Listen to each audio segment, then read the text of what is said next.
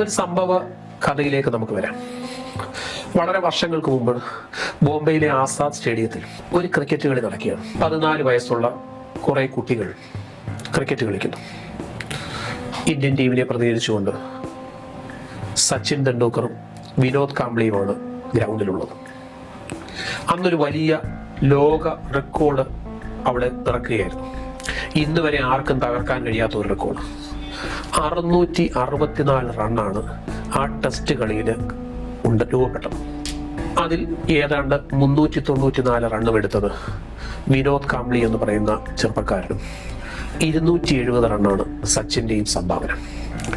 ഇവർ രണ്ടുപേരും ഗ്രൗണ്ടിൽ കളിച്ചുകൊണ്ടിരിക്കുമ്പോൾ, സാധാരണ ക്രിക്കറ്റ് കളിയിൽ നമുക്കറിയാം, സച്ചിൻ തെണ്ടുൽക്കറും വിനോദ് കാംബ്ലിയും ഗ്രൗണ്ടിൽ കളിച്ചുകൊണ്ടിരിക്കുമ്പോൾ മറ്റൊരു ചെറുപ്പക്കാരൻ പാഡും കെട്ടി ബാറ്റും പിടിച്ചുകൊണ്ട് പവലിൽ കാത്തിരിക്കുക. ഇവരാരെങ്കിലും ഒരാൾ ഔട്ടായിട്ട് വേണം അയാൾക്ക് ഇറങ്ങാൻ. പക്ഷേ ഇവർ രണ്ടുപേരും ഔട്ടായില്ല. ഇവർ രണ്ടുപേരുടെ 664 റണ്ണെടുത്തു. പവലിൽ കാത്തിരുന്നവന് കളിക്കളത്തിലേക്ക് പോലും ഇറങ്ങാൻ സാധിച്ചില്ല. സ്വാഭാവികമായി ഈ 3 പേരെ നമുക്ക് താരതമ്യം ചെയ്യുമ്പോൾ വിനോദ് കാംബ്ലി ഏകദേശം 394 റണ്ണെടുത്തു. അതിന്റെ തൊട്ട് താഴെ മാത്രമേ സച്ചിൻ തെണ്ടുൽക്കറിന്റെ സ്ഥാനമുള്ളൂ. സച്ചിൻ തെണ്ടുൽക്കർ 270 റണ്ണാണ്. പവലിൽ കാത്തിരുന്ന അമൽ മസൂദ് എന്ന് പറഞ്ഞ ചെറുപ്പക്കാരൻ ബാറ്റ് കൊണ്ട് ബോളിലൊന്ന് തൊടുക പോലും ചെയ്തില്ല. അവന്റെ സ്കോർ നോക്കിയാൽ 0 എഴുതി കാണിക്കുന്നത്. സ്വാഭാവികമായി ക്രിക്കറ്റിന്റെ കരിയറുകൾ ഏറ്റവും കൂടുതൽ എത്തപ്പെടേണ്ടത് നന്നായി കളിച്ച വിനോദ് കാംബ്ലിയാണ്. പക്ഷെ നമുക്കറിയാം, ഇന്ത്യൻ ക്രിക്കറ്റിന്റെയും ലോക ക്രിക്കറ്റിന്റെയും ഇതിഹാസമായി മാറിയത് ആ വലിയ പാർട്ട്ണർഷിപ്പിലെ 2ാം സ്ഥാനക്കാരനായ സച്ചിൻ തെണ്ടുൽക്കറാണ്. 1ാം സ്ഥാനക്കാരനായിരുന്ന വിനോദ് കാംബ്ലി ലഹരിയുടെയും മറ്റു സന്തോഷങ്ങളുടെയും ഒക്കെ പുറകിൽ പോയപ്പോൾ അയാളുടെ കരിയറും അയാളുടെ ആരോഗ്യവും ഒക്കെ തന്നെ നഷ്ടപ്പെട്ടു പോയി. എന്നാൽ പവലിൽ കാത്തിരുന്ന വീണ്ടും ഒരു കളിക്കാരനുണ്ടായിരുന്നു, അമൽ മസൂദ്. അയാൾക്ക് കളിക്കളത്തിൽ പോലും ഇറങ്ങാൻ സാധിച്ചില്ല. പക്ഷെ അയാൾ ജീവിതത്തെ വളരെ കരുതലോടെ സൂക്ഷിച്ചു. ഏതാണ്ട് 38 വർഷം കഴിഞ്ഞപ്പോൾ, ഈ കഴിഞ്ഞ ജനുവരിയിൽ വനിതാ ക്രിക്കറ്റ് ടീം ലോക 2020 കിരീടം നേടിയപ്പോൾ ആ ടീമിന്റെ ബാറ്റിംഗ് കോച്ചായി മാറിയത് അന്ന് കളിക്കളത്തിൽ പോലും ഇറങ്ങി ബാറ്റ് പോലും ചെയ്യാതിരുന്ന അമൽ മസൂദ് എന്ന് പറഞ്ഞ മനുഷ്യൻ. ഈ വനിതകൾ 2020 കിരീടം നേടിയപ്പോൾ ആ ട്രോഫി അമൽ മസൂദിന് കൈമാറി അദ്ദേഹത്തിന്റെ കാലിൽ തൊട്ട് തൊഴുകുമ്പോൾ, വളരെ വർഷങ്ങൾക്ക് മുമ്പ്, 38 വർഷം മുമ്പ് തനിക്ക് പവലിൽ ഗ്രൗണ്ടിൽ പോലും ഒന്ന് ഇറങ്ങാൻ കഴിയാതെ നിന്ന സകല സങ്കടവും ആ മനുഷ്യന്റെ മാറുകയായിരുന്നു. ശരിക്കും ഈ 3 പേരിൽ യഥാർത്ഥ ജീവിതത്തിലേക്ക്, യഥാർത്ഥ വിജയത്തിലേക്ക് കടന്നു വരേണ്ട മനുഷ്യനാണ് ലഹരിയും മറ്റ് സന്തോഷങ്ങളും കൊണ്ട് തന്റെ ജീവിതം നശിപ്പിച്ചത്. ഞാൻ ബിനു വർഗീസ്, പത്തനംതിട്ട എക്സൈസ് ഡിപ്പാർട്ട്മെന്റിലെ ഉദ്യോഗസ്ഥനാണ്. ഞങ്ങളെ സംബന്ധിച്ചിടത്തോളം ലഹരി വസ്തുക്കളുമായി ബന്ധപ്പെട്ട, പ്രത്യേകിച്ച് പുതിയ കാലത്തിന്റെ മയക്കുമരുന്നുകളുമായി ബന്ധപ്പെട്ട വിഷയങ്ങൾ കൂടുതലായി കൈകാര്യം ചെയ്യപ്പെടുകയാണ്. ഞങ്ങൾക്ക് കേസുകൾ കണ്ടെത്താൻ സാധിക്കും, പിടികൂടാൻ സാധിക്കും, അറസ്റ്റിലേക്കോ ജയിലുകളിലേക്കോ കൊണ്ടുപോകാൻ സാധിക്കും. പക്ഷെ ഒരു വ്യക്തിയെ അല്ലെങ്കിൽ ഒരു യുവത്വത്തെ സഹായിക്കേണ്ടതും രക്ഷിക്കേണ്ടതും അവരെ ഒരു പുതിയ ജീവിതത്തിലേക്ക് കൂട്ടിക്കൊണ്ടുവരേണ്ടതിന്റെ ഉത്തരവാദിത്വം അവർ ആയിരിക്കുന്ന കുടുംബവും അവരായിരിക്കുന്ന ഈ സമൂഹവുമാണ്. ഓരോ ദിവസവും വിവിധ തരത്തിലുള്ള ലഹരിയുമായി ബന്ധപ്പെട്ടുകൊണ്ടുള്ള കേസുകൾ ഞങ്ങൾ കൈകാര്യം ചെയ്യുന്നു. വർഷങ്ങൾക്ക് മുമ്പ് മദ്യമായിരുന്നു നമ്മുടെ സമൂഹത്തിൽ കൂടുതൽ പ്രശ്നമുണ്ടാക്കിയിരുന്നെങ്കിൽ ഇന്ന് മയക്കുമരുന്നുകളും സിന്തറ്റിക് ഡ്രഗ്സുകളും ഒക്കെ തന്നെ നമ്മുടെ സമൂഹത്തിലേക്ക് വളരെ കൂടുതലായി കടന്നു വരികയാണ്. ഇതിൽ കൂടുതലും പെട്ടുപോകുന്നത് നമ്മുടെ യുവതലമുറയാണ്. ഈ യുവതലമുറ അറിഞ്ഞും അറിയാതെയും പലപ്പോഴും ഇതിലേക്ക് എത്തപ്പെടുന്നു. പല കാരണങ്ങൾ പറയപ്പെടുന്നുണ്ടാകാം. ചിലപ്പോൾ ജോലിയുടെ ടെൻഷനുകളാകാം, അല്ലെങ്കിൽ ചില അമിതമായ അതിനോടുള്ള എന്തെങ്കിലും താല്പര്യമാകാം, ഇല്ലെങ്കിൽ ചിലപ്പോൾ തമാശയ്ക്ക് വേണ്ടിയാകാം.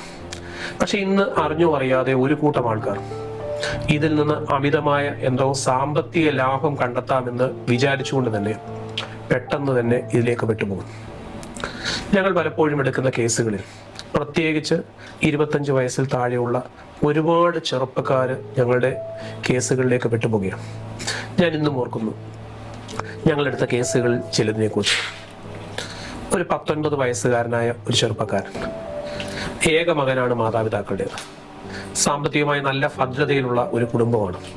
സ്വാഭാവികമായി ആ മാതാപിതാക്കൾ ജീവിക്കുന്നത് ആ മകന് വേണ്ടി മാത്രമാണ്. പക്ഷേ അവരുടെ ഇഷ്ടങ്ങളനുസരിച്ച് ഒരല്പം നിയന്ത്രണങ്ങൾ അവരുടെ ജീവിതത്തിൽ അവർ വരുത്തിയിരിക്കുന്നു എന്ന് മാത്രമേ ഉള്ളൂ.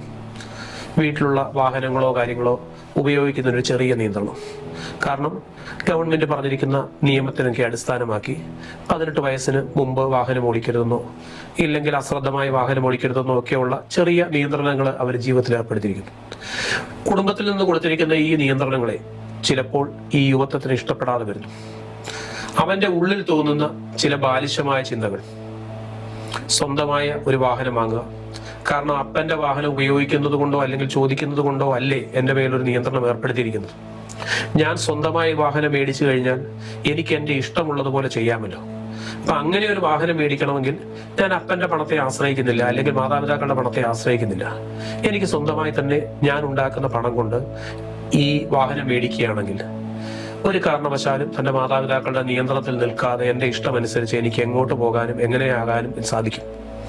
അപ്പൊ അതിന് അവൻ പണം കണ്ടെത്താൻ ഉപയോഗിക്കുന്ന വഴി 19-18 വയസ്സുള്ള ഒരു ചെറുപ്പക്കാരനെ സംബന്ധിച്ചിടത്തോളം നല്ല വഴിയല്ല.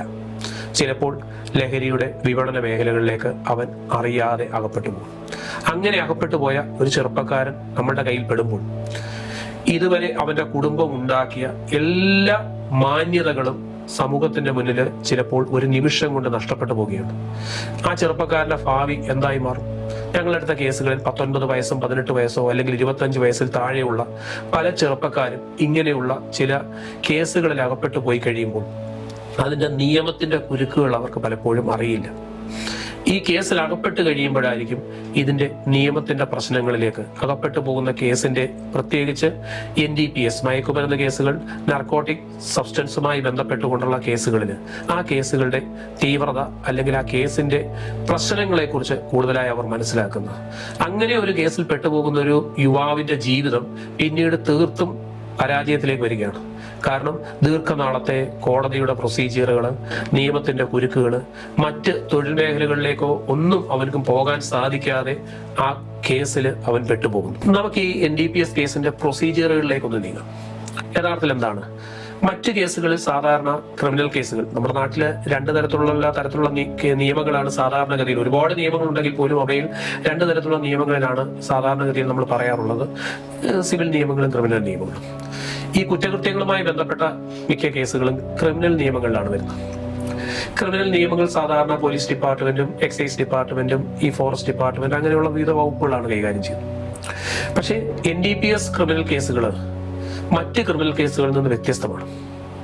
ഒരു NDPS കേസ് കണ്ടെടുക്കുന്ന സമയത്ത് തന്നെ ആ കേസിന്റെ സാക്ഷിയായി അല്ലെങ്കിൽ NDPS കുറ്റകൃത്യത്തിൽ പെടുന്ന വ്യക്തിയുടെ ദേഹപരിശോധന നടത്തുന്നത് ഒരു ഗസറ്റഡ് ഓഫീസർ ആയിരിക്കും. പ്രത്യേകിച്ച് നിയമവുമായി കൂടുതൽ അറിവുള്ള ഒരു ഗസറ്റഡ് ഓഫീസർ എന്ന് വെച്ചാൽ പോലീസിലെയോ എക്സൈസിലെയോ റവന്യൂ ഡിപ്പാർട്ട്മെന്റിലെയോ ഗസറ്റഡ് ഓഫീസർ. നമുക്കറിയാം ഗസറ്റഡ് ഓഫീസേഴ്സ് വിവിധ ഡിപ്പാർട്ട്മെന്റിൽ ഒരുപാട് ഗസറ്റഡ് ഓഫീസർ ഉണ്ടാകും. ഒരു സ്കൂളിലെ അധ്യാപകരും ഒക്കെ തന്നെ, ഈ പറയുന്ന സ്കൂളിലെ HM ഒക്കെ തന്നെ ഗസറ്റഡ് ഓഫീസറിൽ പെടുന്നതാണ്. എങ്കിലും നിയമവുമായി ബന്ധപ്പെട്ട ഗസറ്റഡ് ഓഫീസർ ഫസ്റ്റ് പ്രൊസീജിയർ തന്നെ അതാണ്. അപ്പോൾ ഒരു NDPS കേസിൽ പെടുന്ന വ്യക്തിയുടെ ദേഹപരിശോധന നടത്തുന്നത് ഈ പറയുന്ന നിയമവുമായി ബന്ധപ്പെട്ട ഗസറ്റഡ് ഓഫീസറാണ്. അപ്പൊ കോടതിയുടെ മുന്നിൽ ഈ ഗസറ്റഡ് ഓഫീസറുടെ മൊഴി തന്നെ ഒരു വലിയ തെളിവായി തന്നെയാണ് കോടതി പരിഗണിക്കുന്നത് എന്നുള്ളതാണ് ഏറ്റവും പ്രധാനപ്പെട്ട കാരണം. പിന്നീട് ഈ വ്യക്തിയിൽ നിന്ന് പിടിച്ചെടുക്കുന്ന സാധനം കെമിക്കൽ ലാബുകളിലേക്ക് പരിശോധനയ്ക്ക് പോവുകയാണ്. കെമിക്കൽ ലാബിൽ പരിശോധന നടത്തി കെമിക്കൽ റിപ്പോർട്ട് മയക്കുമരുന്ന് തന്നെയാണ് എന്ന് പ്രൂവ് ചെയ്ത് വരികയാണെങ്കിൽ തീർച്ചയായും കോടതിയുടെ മുന്നിൽ വരുന്ന രണ്ടാമത്തെ വ്യക്തമായ ഈ തെളിവ് എന്ന് പറയുന്നത് ഇത് മയക്കുമരുന്നാണെന്ന് പ്രൂവ് ചെയ്യപ്പെടുക. സ്വാഭാവികമായി ഇത്തരം 2 തെളിവുകൾ കൊണ്ട് തന്നെ ഈ വ്യക്തി കേസിൽ പെട്ടുകഴിഞ്ഞാൽ ശിക്ഷിക്കപ്പെടാനുള്ള സാധ്യത വളരെ കൂടുതലായി വരുന്നു എന്നുള്ളതാണ് സത്യം. സാധാരണ മറ്റ് ക്രിമിനൽ കേസുകളെല്ലാം ഒരു അക്യൂസ്ഡ്, കുറ്റം ആരോപിക്കപ്പെടുന്ന വ്യക്തി പോലീസ് കസ്റ്റഡിയിലോ അല്ലെങ്കിൽ റിമാൻഡിലോ ആകുകയാണെങ്കിൽ 90 ദിവസം വരെയാണ് മാക്സിമം കസ്റ്റഡിയിൽ സൂക്ഷിക്കാൻ, റിമാൻഡിൽ സൂക്ഷിക്കാനുള്ള അധികാരമുള്ളൂ. 90 ദിവസത്തിനുള്ളിൽ കുറ്റപത്രം സമർപ്പിക്കുന്നില്ല എങ്കിൽ ആ വ്യക്തിക്ക് സ്വമേധയാ ജാമ്യം ലഭിക്കാനുള്ള, ബഹുമാനപ്പെട്ട കോടതിയിൽ നിന്ന് ജാമ്യം ലഭിക്കുന്നതിനുള്ള എല്ലാവിധ നിയമപരമായ അവകാശങ്ങളുമുണ്ട്. എന്നാൽ മയക്കുമരുന്ന് കേസിൽ വേണ്ടി വന്നാൽ 180 ദിവസം മുതൽ 1 വർഷം വരെ ഈ കേസിന്റെ അന്വേഷണവുമായി ബന്ധപ്പെട്ടുകൊണ്ട് ബഹുമാനപ്പെട്ട കോടതിയുടെ അനുവാദത്തോടുകൂടി ആ വ്യക്തിയെ നീണ്ട കാലത്തേക്ക് റിമാൻഡിൽ സൂക്ഷിക്കാനുള്ള അധികാരവും NDPS വകുപ്പുകളിൽ നൽകുന്നുണ്ട്. മാത്രവുമല്ല, മയക്കുമരുന്നിന്റെ വിപണനവുമായി ബന്ധപ്പെട്ട് ഒരു വ്യക്തി കുറ്റവാളിയായി മാറിക്കഴിഞ്ഞാൽ അയാൾ കുറ്റത്തിന് പിടിക്കപ്പെടുന്ന സമയത്തിന് മുൻപോട്ട് ഏതാണ്ട് 6 വർഷം മുമ്പ് വരെ സമ്പാദിച്ച സമ്പാദ്യങ്ങൾ കണ്ടുകെട്ടാനുള്ള അധികാരം ഗവൺമെന്റിനുണ്ട്. എന്ന് വെച്ചാൽ, ഒരു വ്യക്തി മയക്കുമരുന്നുമായി ബന്ധപ്പെട്ട് പിടിക്കപ്പെട്ടു എന്ന് വിചാരിക്കുക. പിടിക്കപ്പെട്ട വ്യക്തി അതിന് തൊട്ട് മുമ്പുള്ള വർഷം ഒരു നല്ല വീട് വെച്ചിട്ടുണ്ട്.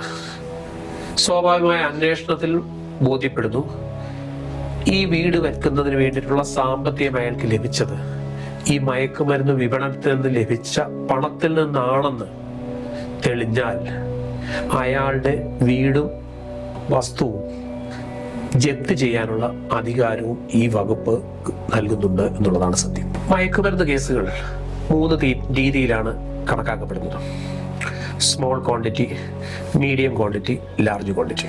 വാക്കിൽ നിന്ന് തന്നെ അറിയാം, സ്മോൾ ക്വാണ്ടിറ്റി എന്ന് പറയുന്നത് വളരെ ചെറിയ ക്വാണ്ടിറ്റി ഉപയോഗത്തിന് വേണ്ടി കൈവശം വെക്കുക.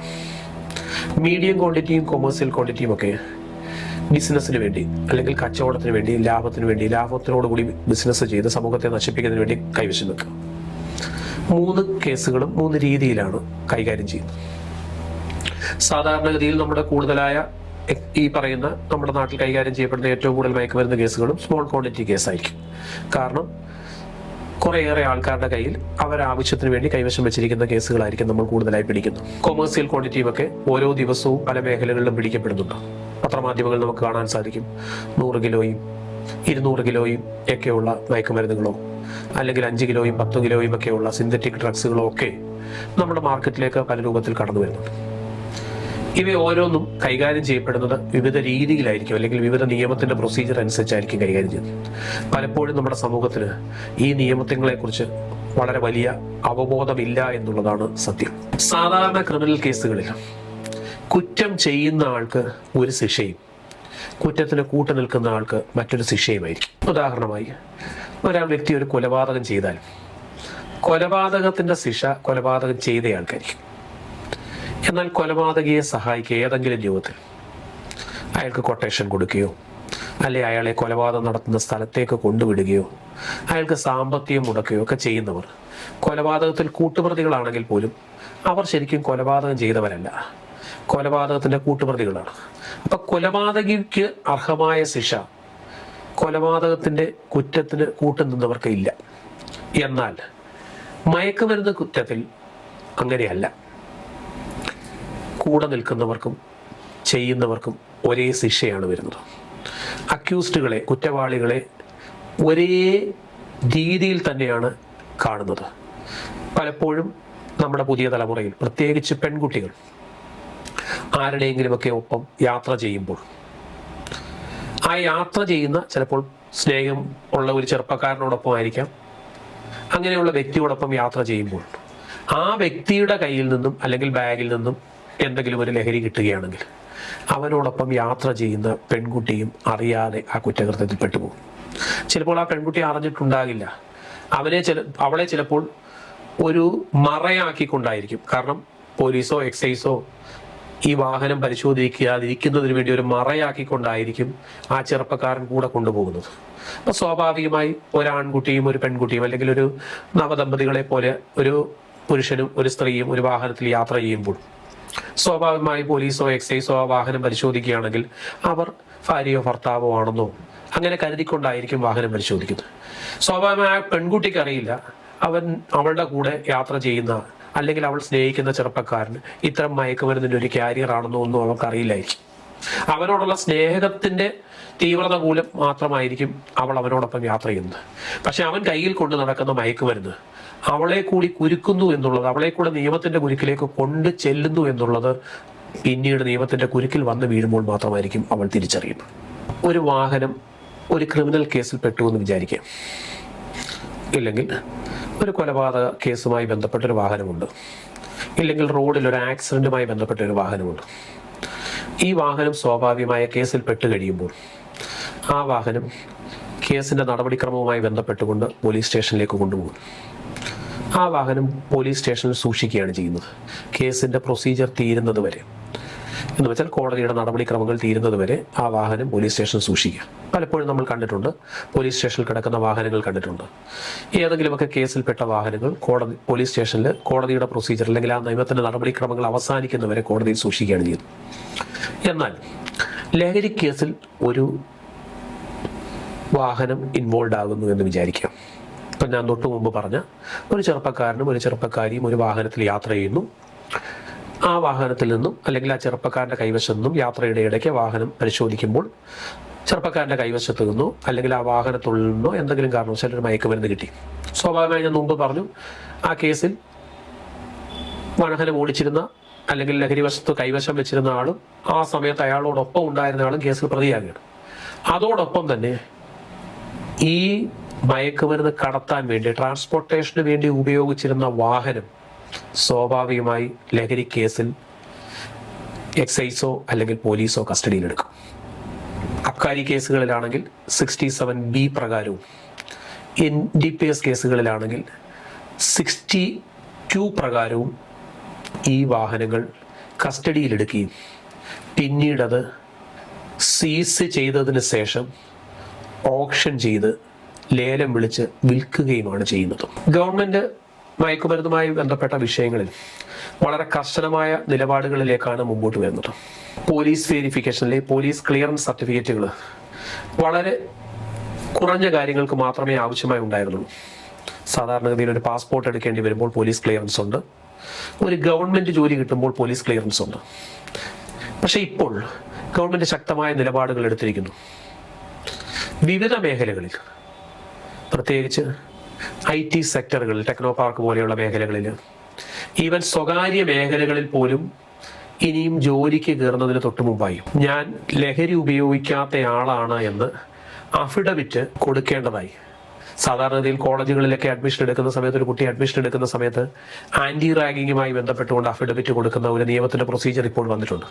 അതുപോലെ തന്നെ പ്രൈവറ്റ് മേഖലകളിൽ ഇനി ഒരു ജോലിക്ക് കയറുമ്പോൾ പോലും ഞാൻ ലഹരി ഉപയോഗിക്കുന്നില്ല എന്ന അഫിഡവിറ്റ് കൊടുക്കേണ്ടതായ ഒരു നടപടിക്രമത്തിലേക്ക് ഗവൺമെന്റ് വന്നിരിക്കുകയാണ്.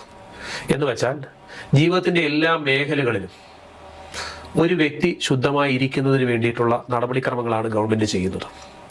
ഒരു സ്വകാര്യ മേഖലയിൽ സാധാരണ ജോലി ചെയ്യുന്ന വ്യക്തികളെ സംബന്ധിച്ചിടത്തോളം സാമ്പത്തികമായി വളരെ ചെറിയ സാമ്പത്തികവും കാര്യങ്ങളുമൊക്കെ ഉദ്ദേശിച്ചായിരിക്കാം ജോലി ചെയ്യുന്നത്. എങ്കിൽ പോലും അവിടെ അയാളുടെ സ്വഭാവം വളരെ കൃത്യമായി നിലനിന്ന് പോകണമെങ്കിൽ അയാൾ ലഹരി ഉപയോഗിക്കാത്ത വ്യക്തിയായിരിക്കണം.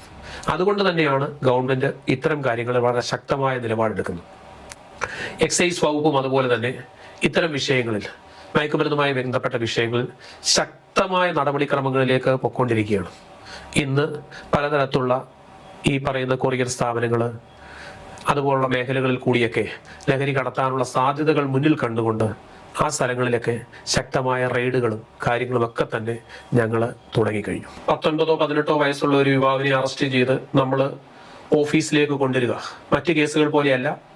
ഓഫീസിൽ NDPS കേസിന്റെ പ്രൊസീജിയർ എന്ന് പറയുന്നത് ഒരു നീണ്ടു നിൽക്കുന്ന പ്രൊസീജിയറാണ്. ഓഫീസിലേക്ക് കൊണ്ടുവന്നു കഴിഞ്ഞ് അല്ലെങ്കിൽ അവന്റെ മാതാപിതാക്കൾ അറിഞ്ഞു കഴിയുമ്പോൾ അപ്പോഴായിരിക്കും മാതാപിതാക്കളെ സംബന്ധിച്ചിടത്തോളം തൻ്റെ മകൻ അല്ലെങ്കിൽ തൻ്റെ കുടുംബവുമായി ബന്ധപ്പെട്ട ഇത്തരം ഒരു വിഷയം തൻ്റെ കുടുംബത്തിനുള്ളിൽ, തൻ്റെ ഭവനത്തിനുള്ളിൽ നടക്കുന്നുണ്ടായിരുന്നു എന്ന് ഈ പറയുന്ന മാതാപിതാക്കൾ പലപ്പോഴും തിരിച്ചറിയുന്നു. തൻ്റെ മകന്റെ ഈ മേഖലകൾ, ലഹരിയുമായി ബന്ധപ്പെട്ട മേഖലകൾ എന്തൊക്കെയാണെന്നും അതിന്റെ തീവ്രതകൾ, അവനിലേക്ക് എത്തുന്ന കണക്ഷനുകൾ എന്തൊക്കെയാണ്, ഈ പല മേഖലകളിൽ പല വ്യക്തികളുമായി അവൻ ബന്ധപ്പെടുന്നതിന്റെ കണക്ഷനുകളും എല്ലാം ആ സമയത്തായിരിക്കും തീർച്ചയായിട്ടും ഈ മാതാപിതാക്കൾ അറിയുന്നത്. പക്ഷെ അപ്പോഴേക്കും സമയം താമസിച്ചു കഴിഞ്ഞിരിക്കും. കാരണം ആ കേസിന്റെ കുരുക്ക് ഈ യുവാവിന്റെ മേൽ വീണ് കഴിഞ്ഞിരുന്നു. ലഹരിയുമായി ബന്ധപ്പെട്ട കേസുകൾ പലപ്പോഴും അതിന്റെ പ്രൊസീജിയർ തന്നെ കോടതിയിൽ ഒരു കോടതിയുടെ മുന്നിൽ, ബഹുമാനപ്പെട്ട കോടതിയുടെ മുന്നിൽ ഒരു കേസ് വരിക എന്ന് പറയുമ്പോൾ കോടതി സ്വാഭാവികമായി അതിന്റെ പ്രൊസീജിയറുകളും തെളിവുകളുമാണ് കൂടുതലായി കോടതി പരിശോധിക്കുന്നത്. ഈ ലഹരിയുമായി ബന്ധപ്പെട്ട കേസുകളിൽ ബഹുമാനപ്പെട്ട കോടതി അത് പരിശോധിക്കുമ്പോൾ തീർച്ചയായും അതിന്റെ പ്രൊസീജിയർ മറ്റു കേസുകളെ പോലെയല്ല. വളരെ തീവ്രമായ, വളരെ ശക്തമായ തെളിവുകളും കാര്യങ്ങളും ഒക്കെ കൊണ്ട് തന്നെയായിരിക്കും മയക്കുമരുന്ന് കേസുകൾ പ്രൊസീജിയറുകൾ മുന്നോട്ട് പോകുന്നു. അതുകൊണ്ട് തന്നെ തീർച്ചയായും അത്തരം ഒരു കേസിൽ പെടുന്ന, പ്രത്യേകിച്ച് മയക്കുമരുന്ന് കേസിൽ പെടുന്ന ഒരു വ്യക്തി തീർച്ചയായും കോടതിയുടെ മുന്നിൽ ശിക്ഷിക്കപ്പെടുക തന്നെ ചെയ്യുമെന്നുള്ളതാണ് യാഥാർത്ഥ്യം. മുൻപ് പലപ്പോഴും നമ്മൾ മയക്കുമരുന്നിനെ കുറിച്ചൊക്കെ സംസാരിക്കുമ്പോൾ അതൊരു വലിയ കള്ളക്കടത്ത് സംഘങ്ങളുടെ കൈവശമാണ് മയക്കുമരുന്ന് എന്നൊക്കെയായിരുന്നു. പണ്ട് വർഷങ്ങൾക്ക് മുമ്പ് നമ്മൾ 20-ാം നൂറ്റാണ്ട് സിനിമയൊക്കെ കാണുന്ന ഒരു വളരെ വർഷങ്ങൾക്ക് മുമ്പൊക്കെ narcotics is A dirty business എന്നൊക്കെ മോഹൻലാൽ പറയുമ്പോൾ നമ്മളുടെയൊക്കെ മനസ്സിലെ ചിന്ത അത് ഡൽഹിയിലോ ബാംഗ്ലൂരിലോ അല്ലെങ്കിൽ വലിയ മയക്കുമരുന്ന് കടത്തുകാരൊക്കെ കൈകാര്യം ചെയ്യുന്നതാണെന്നായിരുന്നു. എന്നാൽ ഇന്ന് വളരെ ചെറിയ പ്രായത്തിൽ ഈവൻ സ്കൂൾ കുട്ടികൾ പോലും ഇത്തരം സാധനങ്ങളുടെ ഏജന്റുകളായി മാറും. ചെറിയ പോക്കറ്റ് മണിക്ക് വേണ്ടി മറ്റു പല ലഹരിയുടെ ബിസിനസ്സുകാരും ഇന്ന് നമ്മളുടെ ചെറിയ കുട്ടികളെ പോലും ഉപയോഗിക്കുന്നു. അത് ആൺകുട്ടികളും പെൺകുട്ടികളും ഒക്കെ തന്നെ ഇതിൻ്റെ കടത്തുകാരായി മാറുന്നുണ്ട് എന്നുള്ളതാണ് സത്യം. അറിയാതെ ഇവർ ഈ കെണിയിൽ പെട്ടുപോകുമ്പോൾ, ചെറിയ പോക്കറ്റ് മണികൾക്ക് വേണ്ടിയൊക്കെ ഈ കെണിയിൽ പെട്ടുപോയി കഴിയുമ്പോൾ, ഏതെങ്കിലും കാരണവശാൽ ഇവർ ഇത്തരം നിയമത്തിൻ്റെ പിടിയിൽ പെട്ടുപോയി കഴിഞ്ഞാൽ യഥാർത്ഥത്തിൽ ഇവർക്ക് കൊടുത്തവരെ അതിൽ നിന്ന് രക്ഷപ്പെട്ടു പോവുകയും നിരപരാധികളായി അല്ലെങ്കിൽ ഇതിൻ്റെ ചെറിയ കണ്ണികളായി നിൽക്കുന്ന ഈ കൗമാരപ്രായക്കാരും യുവാക്കളുമൊക്കെ ആയിരിക്കും നിയമത്തിൻ്റെ കുരുക്കിൽ പെട്ടുപോകുന്നത് എന്നുള്ളതാണ് സത്യം. പിന്നീട് അവരുടെ ജീവിതം താളം തെറ്റിപ്പോകുന്ന ജീവിതങ്ങളായിരിക്കും. കാരണം നിയമത്തിൻ്റെ കുരുക്കിലായി കഴിയുമ്പോൾ പിന്നീട് കോടതി പ്രൊസീജിയറുകളും ജയിലുകളുമൊക്കെയായി വളരെ നീണ്ട കാലമായിരിക്കും അവരുടെ ജീവിതം ഈ നിയമത്തിൻ്റെ കുരുക്കിൽ പെട്ടുപോകുന്നത് എന്നുള്ളതാണ് സത്യം. പലപ്പോഴും തുടക്കക്കാരായിട്ടുള്ള പല ആൾക്കാരും പല വ്യക്തികളും പറയും, എനിക്കിതെപ്പോൾ വേണമെങ്കിലും നിർത്താം, ഇതൊരു വലിയ പ്രശ്നമല്ല, എൻ്റെ മനസ്സിനെ എനിക്ക് പിടിച്ചു നിർത്താൻ കഴിയും, എനിക്ക് സ്വാഭാവികമായി നിർത്തണമെന്ന് തോന്നുന്ന സമയത്ത് നിർത്താൻ സാധിക്കുമെന്നൊക്കെ. പക്ഷേ ഏതാണ്ട് 90% കൂടുതൽ ആൾക്കാർക്കും ഇത് നിർത്താൻ സാധിക്കുകയില്ല എന്നുള്ളതാണ് സത്യം. ഒരു അഡിക്ഷൻ സൈക്കിളിലേക്ക് അവർ പെട്ടുപോയി കഴിയുമ്പോൾ ചിലപ്പോൾ ആദ്യം മുമ്പേ പറഞ്ഞതുപോലെ ചെറിയ പ്രേരണയുടെ ഫലമോ അല്ലെങ്കിൽ ജിജ്ഞാസ കൊണ്ടോ ആയിരിക്കാം തുടങ്ങുന്നത്. ആ തുടങ്ങുന്ന അവസ്ഥ പിന്നീട് അറിഞ്ഞോ അറിയാതെയോ ഒരു അഡിക്ഷൻ സൈക്കിളിലേക്ക് പെട്ടുപോകും. ആ അഡിക്ഷൻ സൈക്കിളിൽ പെട്ടുപോകുന്ന ആളെ സംബന്ധിച്ചിടത്തോളം അതിൽ നിന്ന് പിന്നീട് പിന്മാറുക എന്ന് പറയുന്നത് വളരെ ബുദ്ധിമുട്ടുള്ള ഒരു കാര്യമാണ്.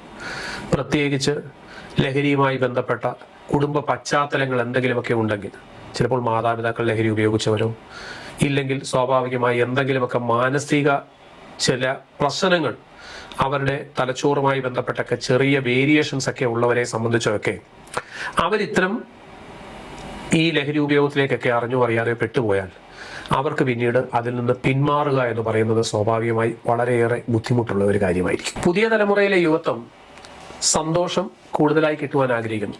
ജീവിതത്തിൽ എല്ലാവരും സന്തോഷത്തെ ആഗ്രഹിക്കുന്നുവെങ്കിൽ കൂടി സന്തോഷങ്ങളുടെ പരിധിയെ ലംഘിച്ചുകൊണ്ട് പുതിയ തലമുറ സന്തോഷത്തെ കൂടുതൽ കിട്ടുവാനായി ആഗ്രഹിക്കുന്നു.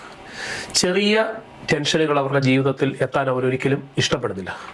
ചെറിയ ടെൻഷനുകൾ വരുമ്പോൾ പോലും ആ ടെൻഷനിൽ നിന്ന് മാറുന്നതിന് വേണ്ടി എന്തെങ്കിലുമൊക്കെ കൃത്രിമ മാർഗങ്ങളിലേക്ക് അവർ പോകുന്നു. സ്വാഭാവികമായി അത്തരം മാർഗങ്ങൾ അവർ അന്വേഷിക്കുമ്പോൾ അവർക്ക് കിട്ടുന്ന നിർദ്ദേശങ്ങൾ ശരിയല്ലാത്തതാണെങ്കിൽ, പ്രത്യേകിച്ച് കൂട്ടുകാർ അവരോട് പറയുകയാണ്, ഇത്തരം സാധനങ്ങളൊന്നും ഉപയോഗിച്ച് നോക്കിയാൽ കുഴപ്പമില്ല, നിന്റെ ടെൻഷൻ മാറും എന്ന് പറഞ്ഞു കഴിഞ്ഞാൽ സ്വാഭാവികമായി ആ ഒരു പ്രേരണയുടെ ഫലമായി ചിലപ്പോൾ ചില യുവത്വങ്ങളെങ്കിലും അല്ലെങ്കിൽ ചില കൗമാരപ്രായക്കാരെങ്കിലും അത് ഉപയോഗിച്ചേക്കാം. സ്വാഭാവികമായി ഞങ്ങൾ അതിനെ പറയുന്നത് പിയർ പ്രഷർ, കൂട്ടുകാരുടെ പ്രേരണ എന്നുള്ളതാണ് പറയുന്നത്. ഇത് മാത്രമല്ല, ചിലപ്പോൾ ജിജ്ഞാസ കൊണ്ടും സമൂഹത്തിലെ പലപ്പോഴും പത്രമാധ്യമങ്ങളിലും കാര്യങ്ങളും അല്ലെങ്കിൽ നമ്മുടെ ചലച്ചിത്ര മേഖലയിലുമൊക്കെ കാണുന്ന വാർത്തകളും കാര്യങ്ങളും ഒക്കെ കാണുമ്പോഴോ അല്ലെങ്കിൽ സിനിമയിൽ കിട്ടുന്ന ചില അറിവുകളിൽ നിന്നുമൊക്കെ ചിലപ്പോൾ ചില പ്രായത്തിൽപ്പെട്ട അല്ലെങ്കിൽ യുവത്വങ്ങളിലോ കൗമാരത്തിലോ ഒക്കെ പെട്ട ചില ആൾക്കാരെങ്കിലും ജിജ്ഞാസ കൊണ്ട് ഉപയോഗിച്ചു പോകുന്നവരുമുണ്ട്. പക്ഷെ ഏത് മേഖലയിൽ തന്നെ ഈ ആരായാലും ഇത് ഉപയോഗം എന്ന് പറയുന്നത് തീർച്ചയായിട്ടും അവരുടെ ജീവിതത്തെ നാശത്തിലേക്ക് തന്നെ മാത്രമാണ് കൂട്ടിക്കൊണ്ടു പോകുന്നത് എന്നുള്ളതാണ് സത്യം. ഒരു മനുഷ്യ തലച്ചോറിൽ മനുഷ്യൻ സ്വാഭാവികമായി ഒരു പക്വതയുടെ തലത്തിലേക്ക് ഡെവലപ്പ് ചെയ്യുന്നത് ഏതാണ്ട് 23 വയസ്സ് മുതൽ 25 വയസ്സ് വരെ പ്രായമാകുന്ന സമയത്താണ്. എന്ന് വെച്ചാൽ മനുഷ്യൻ്റെ തലച്ചോറിൽ പ്രീ ഫ്രോണ്ടൽ ഏരിയ അല്ലെങ്കിൽ പ്രീ ഫ്രോണ്ടൽ കോർട്ടെക്സ് എന്ന് പറഞ്ഞൊരു സംഗതിയുണ്ട്. അത് പൂർണ്ണമായ പക്വതയിലേക്ക് എത്തിച്ചേരാൻ ഏതാണ്ട് 23 വയസ്സ് മുതൽ 25 വയസ്സ് വരെ എടുക്കും. സ്വാഭാവികമായി 23 വയസ്സിലോ 25 വയസ്സോ കഴിഞ്ഞു കഴിയുമ്പോൾ അയാൾ ഒരു പക്വതയുടെ തലം എത്തിക്കഴിയും. അയാൾക്ക് വ്യക്തമായി ചില തീരുമാനങ്ങൾ ജീവിതത്തിൽ എടുക്കാൻ പ്രാപ്തമായി കഴിയും.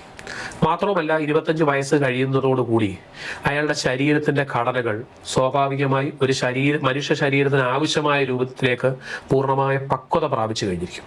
ഇനി അഥവാ എത്തിച്ചേർന്നാൽ പോലും പക്വതയുള്ള ഒരു മനസ്സ് അല്ലെങ്കിൽ പക്വതയുള്ള ഒരു ഫ്രോണ്ടൽ കോർട്ടെക്സ് അയാൾക്കുള്ളത് കൊണ്ട് തന്നെ അതിൽ നിന്ന് വിവേകത്തോടു കൂടി ചിന്തിച്ച് പിന്തിരിയാൻ അയാൾക്ക് സാധിച്ചു എന്ന് വരും. എന്നാൽ കൗമാരപ്രായക്കാരായിട്ടുള്ള യുവത്വത്തിലായിട്ടുള്ള പ്രായത്തിലുള്ളവർ 19-23 വയസ്സിലൊക്കെ താഴെയുള്ളവരെ സംബന്ധിച്ചിടത്തോളം അവർ ആ കാലഘട്ടത്തിൽ ചെറിയ കാലഘട്ടത്തിൽ അവർ ലഹരിയൊക്കെ ഉപയോഗിച്ച് തുടങ്ങിയാൽ അവരുടെ വിവേകം പ്രവർത്തിക്കേണ്ട പ്രീഫ്രോണ്ടൽ കോർട്ടെക്സിന് ഇതിൽ ശരി ഏതാണ് തെറ്റ് ഏതാണെന്ന് കൃത്യമായി വിവേചിച്ച് തിരിച്ചറിയാനായി പ്രായോഗികമായി ബുദ്ധിമുട്ട് വരും. സ്വാഭാവികമായി പക്വതയുടെ തലത്തിലേക്ക് എത്തേണ്ട ഒരു പ്രായത്തിന് മുമ്പ് തന്നെ അവര് ലഹരിക്ക് അടിമയായി കഴിഞ്ഞിരിക്കും. അപ്പോൾ തീർച്ചയായും 25 വയസ്സിലോ 26 വയസ്സിലോ ഒരു പക്വത എത്തേണ്ട പ്രായത്തിൽ അവർക്കൊരിക്കലും പിന്നീട് അവരുടെ തലച്ചോറിനെ കൊണ്ട് ശരിയായ രൂപത്തിൽ ചിന്തിച്ച് വീണ്ടും പഴയ രൂപത്തിലേക്ക് തിരിച്ചു വരാനായി സാധിക്കില്ല. പിന്നീട് നമുക്ക് നല്ല ചികിത്സകൾ കൊടുത്താൽ മാത്രമേ സാധിക്കുകയുള്ളൂ. ചെറിയ പ്രായത്തിൽ സുഖത്തിന് വേണ്ടി ചെയ്യുന്ന പല കാര്യങ്ങളും പിന്നീട് കഷ്ടപ്പെട്ടാൽ പോലും നിർത്തുവാനായി പല ആൾക്കാർക്കും സാധിക്കാതെ വരുന്നു എന്നുള്ളതാണ് സത്യം.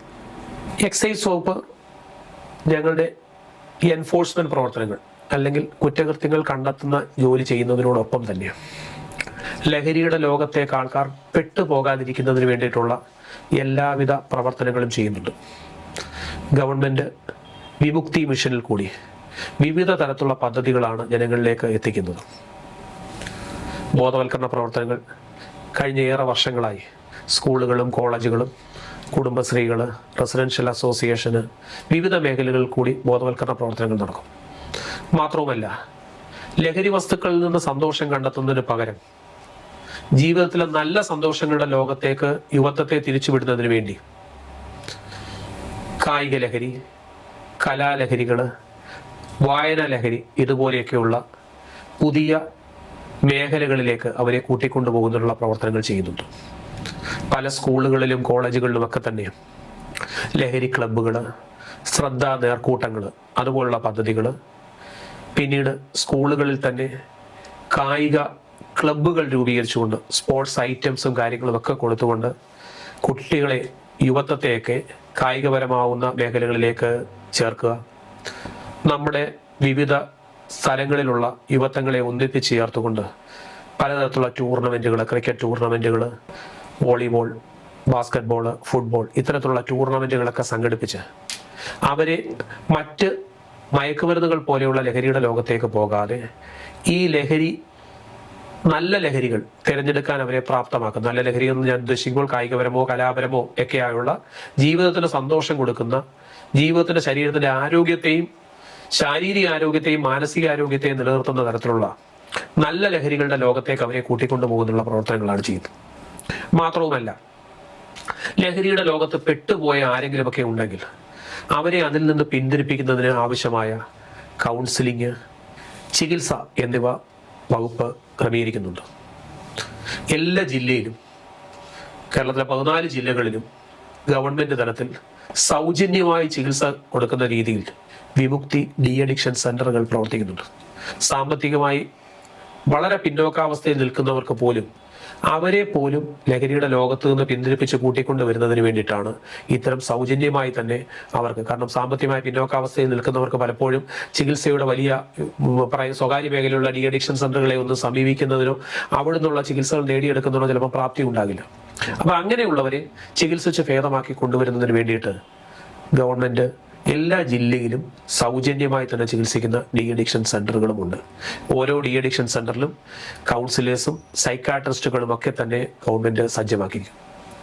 മാത്രവുമല്ല, ലഹരിയുടെ ലോകത്ത് നിന്ന്, ഇത്തരം മാരകമായ ലഹരിയുടെ ലോകത്ത് നിന്ന് പിന്മാറുന്നവരെ ഒന്നിച്ചു ചേർക്കുന്നതിന് വേണ്ടിയിട്ടുള്ള കൂട്ടായ്മകൾ പല മേഖലകളിലും ഞങ്ങൾ സ്ഥാപിച്ചുകൊണ്ടിരിക്കുകയാണ്. പുതിയ പുനരധിവാസ മേഖലകൾ, ലഹരിയിൽ നിന്ന് പിന്മാറിയവർക്കുള്ള പുനരധിവാസ മേഖലകൾ സ്ഥാപിക്കുന്നതിന് വേണ്ടിയിട്ടുള്ള പ്രാരംഭ പ്രവർത്തനങ്ങളെ കുറിച്ച് ഗവൺമെന്റ് ആലോചിച്ച് തുടങ്ങിയിട്ടുണ്ട്. അതിനുവേണ്ടിയുള്ള പ്രപ്പോസലുകളും കാര്യങ്ങളും ഒക്കെ തന്നെ എക്സൈസ് ഡിപ്പാർട്ട്മെന്റ് ഗവൺമെന്റിലേക്ക് സമർപ്പിച്ചിട്ടുമുണ്ട്. ഇവിടെയൊക്കെ ഞങ്ങളുടെ ജോലികൾ, ഈ പറയുന്ന എൻഫോഴ്സ്മെന്റ് പ്രവർത്തനങ്ങളൊക്കെ ഞങ്ങൾ ചെയ്യുമ്പോഴും ശരിക്കും ഓരോ കുടുംബത്തിൻ്റെയും ഈ സമൂഹത്തിൻ്റെയും ഒക്കെ സഹായങ്ങൾ ഞങ്ങൾക്കുണ്ടെങ്കിൽ മാത്രമേ ഈ കൗമാരത്തെയും യുവത്വത്തെയും ഒക്കെ ശരിയായ രൂപത്തിൽ സംരക്ഷിച്ചു കൊണ്ടുപോകാനായി ഞങ്ങൾക്ക് സാധിക്കുകയുള്ളൂ. ഇല്ലെങ്കിൽ ഞങ്ങൾക്ക് കേസെടുക്കാൻ മാത്രമേ സാധിക്കുകയുള്ളൂ.